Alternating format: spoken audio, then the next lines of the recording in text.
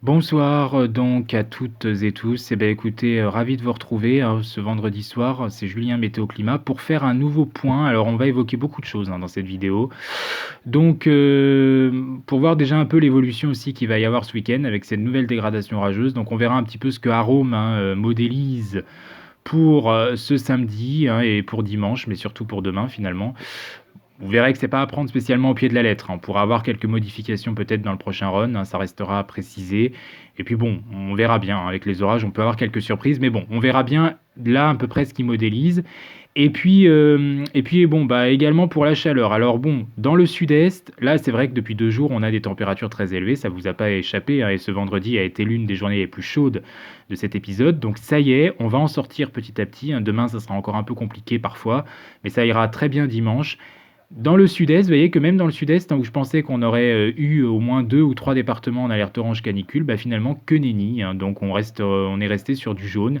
Et donc sur un aspect plutôt de vague de chaleur que de canicule sur ces régions, alors qu'ailleurs, on était sur un simple coup de chalumeau. Pour moi, je continue à le dire depuis mercredi.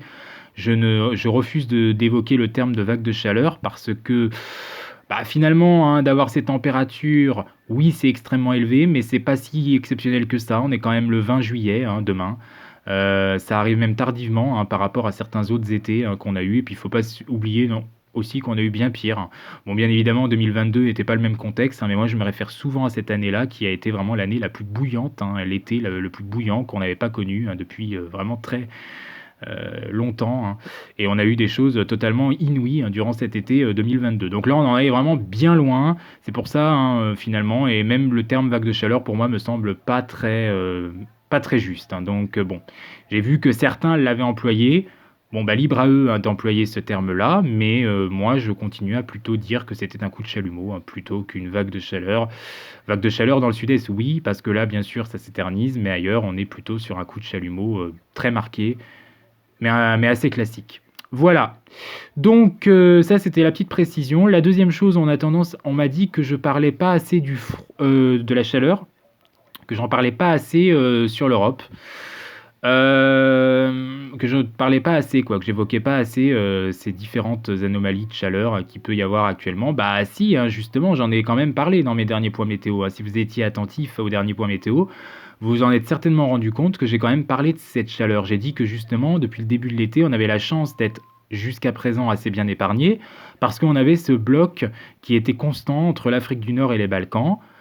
Et finalement, nous, on avait ce flux océanique perpétuel qui nous renvoyait sans cesse de l'air plus frais. Donc on était quand même bien peu concernés. Donc j'en ai parlé. Et je suis conscient qu'actuellement, oui, il y a des niveaux de température qui sont quand même bien remarquables sur une partie de l'Europe. Ça remonte sur l'Europe de l'Est jusqu'à la Russie, les Balkans actuellement. L'Italie, la Grèce, la Turquie font face à cette très forte chaleur. L'Afrique du Nord, c'est plus classique, mais là aussi, ça fait quand même maintenant pratiquement 1 mois et demi, 2 mois qu'ils ont des températures extrêmement élevées aussi, parfois. Mais n'oublions pas non plus, quand même, et ça il faut quand même le dire aussi, j'ai fait des posts récents pour en parler, qu'il y a aussi quelques anomalies froides. Certes, elles sont pas spécialement flagrantes, mais il y en a. Il y en a du côté d'une partie de l'Amérique du Sud actuellement. Les températures sont remarquablement basses d'ailleurs sur ces zones. Je vous rappelle qu'on est certes en hiver austral là-bas, mais qu'à cette saison, on devrait plutôt être autour des 10 degrés, 8 à 10 degrés à peu près. Et là, on est quand même plongé à 0 degré en cours d'après-midi ces derniers temps. Donc c'est pour quand même montrer qu'on est quand même bien en dessous des normes. Et du côté de l'Australie, c'est pareil. Je vous ai partagé hier un post. Là aussi, on a quand même des anomalies froides qui sont remarquables. Pour l'Australie, ça sera assez durable. En Amérique du Sud, peut-être un peu moins. Ça va peut-être légèrement remonter au cours des prochains jours. Mais enfin, on peinera à recoller avec les niveaux de saison. Donc je pense qu'il faut parler des deux. Finalement, il faut parler aussi bien de la chaleur que du froid. Et on a tendance, peut-être pas, même nous, un météorologue amateur, pas assez parler de ces quelques anomalies froides. Alors certes, pas que sur l'Europe, même dans le monde, c'est parfois bien de s'intéresser un petit peu à la météo qu'il peut y avoir outre chez nous. Quand c'est pas très intéressant, pourquoi pas s'intéresser aussi à ce qui se passe ailleurs. Ça peut être des idées vidéo, des idées de concepts vidéo. Et puis, je pense que même les météorologues professionnels n'en parlent pas assez, parfois aussi. Et c'est bien dommage, finalement, de parler que des températures chaudes tout le temps et de pas un petit peu venir aussi sur ces petites anomalies froides qui sont quand même présentes et qu'il faut dire et qui sont remarquables. Voilà, sujet clos. Donc du coup maintenant parlons de la dégradation orageuse pour ce samedi. Alors On a un front froid qui arrive par la Bretagne. Il va rester dans un premier temps bloqué, mais je vais passer vite à l'après-midi, parce que c'est vraiment à partir de là que ça va commencer à bourgeonner, notamment à partir de 16-17 heures. On a une cellule orageuse du côté du centre de la France qui va petit à petit évoluer. On a quelques petites orages aussi vers le Massif central. Puis vous voyez cette perturbation qui aura de bonnes pluies ou averses, assez soutenues, assez modérées en direction de la Bretagne. Peut-être quelques orages là aussi, noyés dans la masse, pourquoi pas. Ensuite, en toute fin d'après-midi, la cellule orageuse là, va prendre de plus en plus de place sur le centre du pays. Elle aura tendance à gagner quasiment le sud du Loiret. Toujours nos quelques petits développements aussi sur une partie du Massif central qui auront lieu. La perturbation plus ou moins bloquée en direction de l'Atlantique et notamment de la Bretagne. Elle est assez large d'ailleurs parce que finalement ces averses vont jusqu'aux îles britanniques. Et puis le soir, samedi soir, alors là les orages s'organisent un petit peu plus, y compris vers le Massif central, mais c'est surtout sur une partie de la région centre, une bonne partie du centre, en remontant quasiment jusqu'au sud de l'Île-de-France, que les cellules orageuses seront parfois assez actives. Donc là-dessous, on aura peut-être un peu de grêle, on aura de bonnes rafales de vent et de bonnes pluies qui pourraient tomber en très peu de temps. Des averses près de l'Atlantique, mais là a priori pas d'orage, mais des averses qui seront présentes sur cette façade atlantique. Alors je suis un peu déçu parce que Arôme me voit absolument rien. Bon, je vous l'ai dit, c'est pas forcément à prendre au pied de la lettre. Il pourra peut-être y avoir quelques modifications d'ici là, mais voilà, je suis un peu déçu quand même de, au final, peut-être rien à voir sur cette dégradation. Vous voyez qu'en soirée, à partir de 20 h, la situation va continuer à être assez orageuse sur une partie du Massif central et ça va remonter jusqu'à l'est de l'Île-de-France, l'ouest de la Bourgogne, en partie l'ouest, en particulier l'ouest de la Saône-et-Loire. Notamment quelques averses toujours près de l'Atlantique, et puis on a aussi quelques petites averses qui pourraient se former du côté de la Normandie. Bon, pourquoi pas un petit orage faible sous ces averses, c'est pas complètement écarté. Ça restera assez limité quand même. Et puis un nouveau paquet qui s'organise près du golfe de Gascogne et qui a tendance à être présent. Alors ensuite, dans la nuit, les orages vont partir, enfin vont continuer plutôt entre une partie de la Bourgogne et en remontant quasiment jusqu'aux Ardennes. Mais c'est surtout dans la nuit qu'ils vont atteindre le Nord-Pas-de-Calais, notamment vers 23 h. 23 h, la région du Nord-Pas-de-Calais sera vraiment dessous.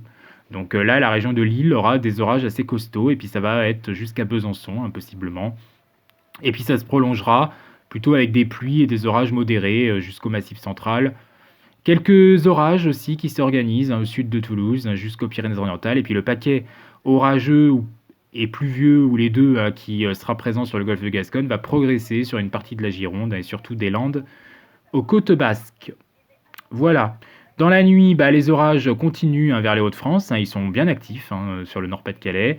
Donc toujours entre Besançon et Lille, ces orages modérés à forts qui ne seront pas complètement écartés. On aura des cellules orageuses aussi en direction du sud du Massif central et puis surtout en direction des Pyrénées-Orientales, de l'Aude. Ça s'active. Quelques averses aussi près de l'Atlantique plus ou moins présentes. Bon, pas très soutenues parfois, mais parfois un peu plus. Puis cet axe entre Biarritz et quasiment Limoges qui commencera à être pluvieux, localement orageux là-dessous aussi, ça sera pas impossible. Et puis dans la nuit, donc on aura aussi des orages assez costauds en direction du Languedoc-Roussillon. Enfin assez costauds. Ils seront modérés, localement peut-être forts, pourquoi pas. Bon, je pense plus à du modéré quand même sur le Languedoc-Roussillon. Puis ça remonte sur une partie de l'ouest de la région Rhône-Alpes notamment. Des pluies plus ou moins présentes et orageuses aussi de Biarritz à Limoges. Toujours quelques averses sur une partie des Hauts-de-France, averses parfois orageuses, et puis des pluies plutôt, cette fois-ci, près des frontières de l'Est.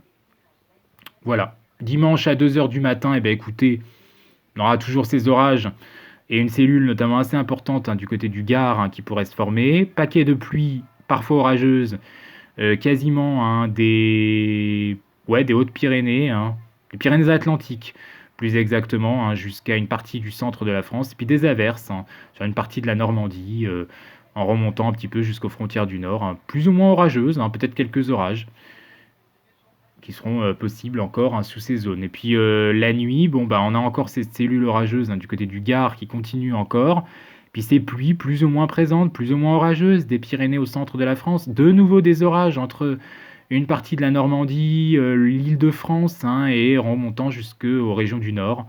Et puis des averses aussi près de la façade atlantique, mais là, moins de caractère orageux a priori. Voilà. Et puis dimanche, en journée, ça va avoir tendance petit à petit à se calmer. N'empêche quand même qu'on aura encore de bonnes pluies au petit matin entre les Cévennes et le Val-de-Saône notamment, puis d'autres averses, parfois orageuses encore, entre l'Île-de-France et les Hauts-de-France, hein. Des averses orageuses aussi, localement entre le sud de la Sarthe et le Maine-et-Loire et des averses aussi parfois orageuses, mais plutôt des averses, hein, vers la Gironde. Voilà pour ce point météo, hein, donc après ça se calmera petit à petit, hein, les orages auront tendance à s'éteindre, hein, progressivement. Donc à surveiller, hein, cette situation orageuse, hein, vous l'avez compris, pour ce week-end, hein. Il faudra être donc vigilant et puis les températures, baisseront, hein. On perdra une dizaine de degrés finalement, hein, entre ce qu'on aura eu ce vendredi, même un peu encore ce samedi, notamment dans le centre et l'est, et ce qu'on aura dimanche. On reviendra tout simplement à des températures de saison, hein, pour la suite, hein, voire à peine parfois. Donc voilà, ça fera quand même une différence, mais ça sera un peu plus longtemps chaud, hein, je vous l'ai dit quand même, encore sur une partie des régions du sud-est. Merci, bonne soirée à tous